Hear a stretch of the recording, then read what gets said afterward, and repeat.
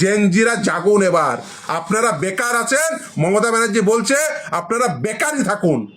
আপনার স্কুলের মাস্টারই আবার মাস্টার হবে, অন্য কেউ আর মাস্টার হওয়ার, শিক্ষক হওয়ার আপনাদের কোনো প্রকার অধিকার নেই। মমতা ব্যানার্জি ডিক্লেয়ার করে দিচ্ছে। এই যে যারা সরকার যাদেরকে আইডেন্টিফাই করছে যে এদেরকে চাকরি দেবো, নেপোটিজম আইন করে আপনারা যারা বেকার তারা বেকারই থাকবেন, তার বন্দোবস্ত করেছে মমতা ব্যানার্জি। এই যে এক্সট্রা 10 নম্বর দেওয়া হচ্ছে, কাদেরকে দেওয়া হচ্ছে?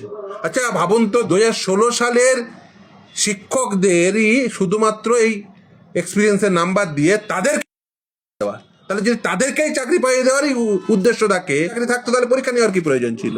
নাহলে টেন্টেড ক্যান্ডিডেট, সরকারের এত দরদ কিসের, এসএসসির এত দরদ কিসের যে তারা ডিভিশন বেঞ্চে গেছিল, তারপরে আদালতের কাছে থাপ্পড় খেয়ে চুপচাপ বসে আছে, আবার চেষ্টা করছে কিভাবে ঘুরপথে কাকে কাকে চাকরি দেব।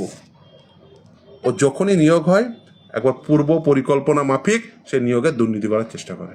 আগামী 12 তারিখ পরবর্তী শুনানি বা ওই 10 নম্বর সংক্রান্ত মামলার। এছাড়াও কারা কারা টেন্টেড এখনো পর্যন্ত সেই সম্পর্কিত পরিষ্কার চিত্র কোনো অথরিটির কাছ থেকে পাওয়া যায়নি। আর্টিকেল 12 অথরিটির কাছ থেকে তারা একটা তালিকা প্রকাশ করে দিয়েছেন।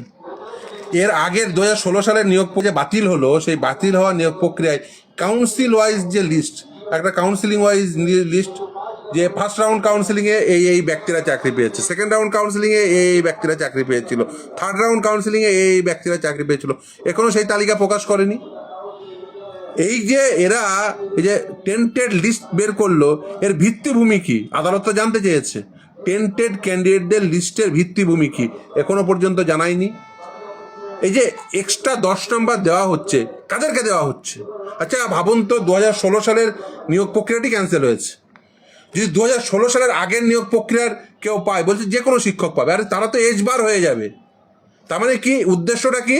2016 সালের শিক্ষকদেরই শুধুমাত্র এই এক্সপিরিয়েন্সের নাম্বার দিয়ে তাদেরকেই চাকরি পাইয়ে দেওয়া, তাহলে যদি তাদেরকেই চাকরি পাইয়ে দেওয়ারই উদ্দেশ্য থাকে, তাহলে এই যে সুপ্রিম কোর্ট স্যাটাসাইড করলো, এই স্যাটাসাইডের প্রয়োজনই হতো না। যে এই কটা টেন্টেড চিহ্নিত হয়ে গেছে, এর বাইরে সকলে আনটেন্টেড, অতএব তাদের চাকরি থাকতো, তাহলে পরীক্ষা নেওয়ার কি প্রয়োজন ছিল?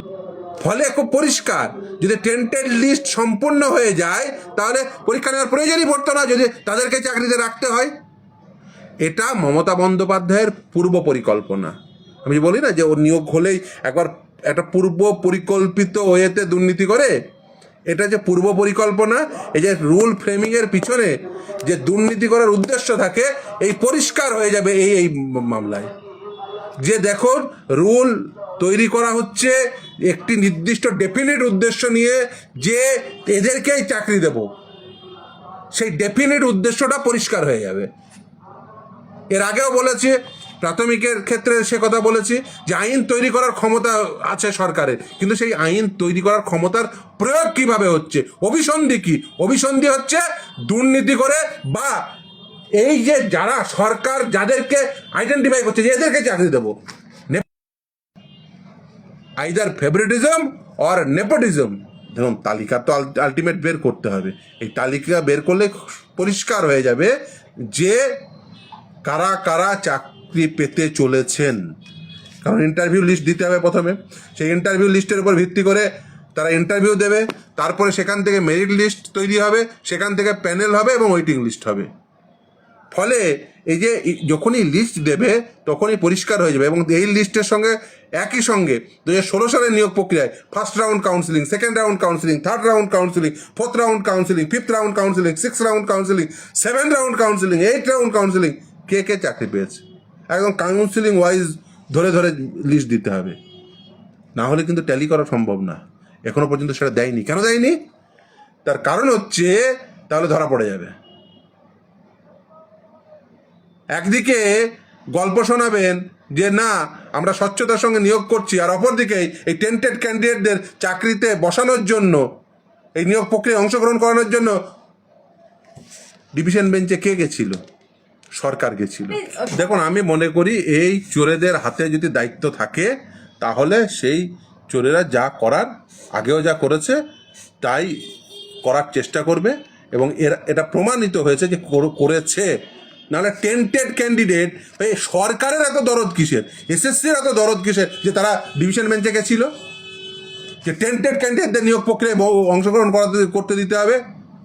জনগণের করের টাকায় এই সমস্ত হয়েছে, জনগণের জানা উচিত যে এই সমস্ত টেন্টেড সাদা খাতার শিক্ষকদের গলা ফাটাতে সরকার এবং এসএসসি গেছিল, তারপরে আদালতের কাছে থাপ্পড় খেয়ে চুপচাপ বসে আছে, আবার চেষ্টা করছে কীভাবে ঘুরপথে কাকে কাকে চাকরি দেবো।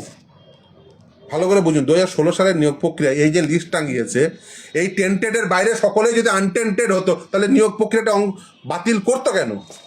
তাহলে সুপ্রিম কোর্ট নিয়োগ প্রক্রিয়াটা বাতিল করতো কেন? কারণ এর বাইরেও যে সকলে সম্পূর্ণভাবে টেন্টেড নয়, এ কথা না সরকার বলতে পারছে, না এসএসসি বলতে পারছে, না বোর্ড বলতে পারছে। জোরের সঙ্গে গিয়ে বলুক, সুপ্রিম কোর্টের সামনে মামলা পেন্ডিং, যে না এই পরীক্ষা নেওয়াটা ভুল হয়েছে, তোমার ডিসিশন ভুল, সুপ্রিম কোর্টকে গিয়ে বলুক। এই যে নিয়োগ করছে এটা অশুভ উদ্দেশ্য নিয়ে, খুব পরিষ্কার। এই যে আইন বানিয়েছে সেটা অশুভ উদ্দেশ্য নিয়ে তৈরি করা একটি আইন, অসৎ উদ্দেশ্য নিয়ে তৈরি করা একটা আইন। এবং আইনের উদ্দেশ্য সৎ হতে পারে, অসৎ উদ্দেশ্য হতে পারে। পরিষ্কার যে অসৎ উদ্দেশ্যে একটা ডেফিনেট সেকশনকে চাকরি পাইয়ে দেওয়ার জন্য এই রুল তৈরি করেছে মমতা ব্যানার্জির সরকার। কারণ মমতা ব্যানার্জি, আমি বলেছি থ্রু আউট এই নিয়োগ প্রক্রিয়াগুলোতে করাপশন করার জন্য যা যা পদক্ষেপ নেওয়া, সমস্ত রকম পদক্ষেপ নেয়। ও যখনই নিয়োগ হয় একবার পূর্ব পরিকল্পনা মাফিক সে নিয়োগে দুর্নীতি করার চেষ্টা করে। আপনি তাহলে বলুন ফ্রেশার আমি নেব না।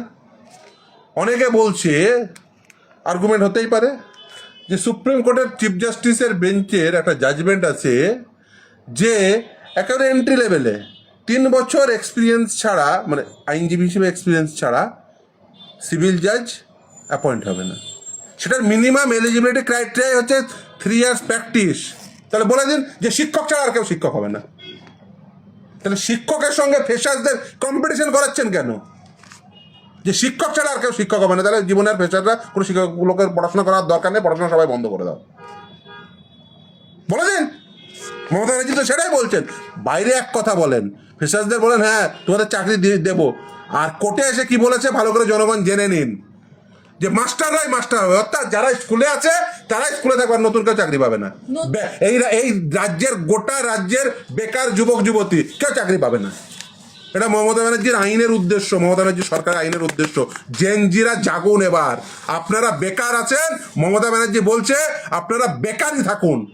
আপনার স্কুলের মাস্টারই আবার মাস্টার হবে, অন্য কেউ আর মাস্টার হওয়ার, শিক্ষক হওয়ার আপনাদের কোনো প্রকার অধিকার নেই। মমতা ব্যানার্জি ডিক্লেয়ার করে দিচ্ছে আপনাদের জন্য সিলেকশন প্রসেস 90 নম্বরের।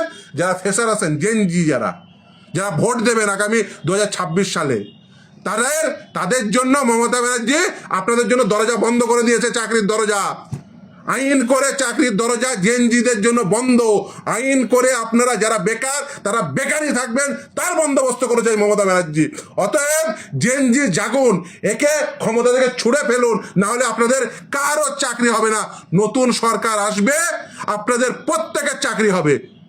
নতুন সরকার আসবে, যে অংশগ্রহণ করবে তাদের মেরিট ওয়াইজ, বেকার ছেলে সেও তার জন্য নিয়োগ প্রক্রিয়া 100, যে শিক্ষক তার জন্য চাকরি পরীক্ষায় 100 নম্বর, কারোর জন্য 90, কারোর জন্য 100 নয়।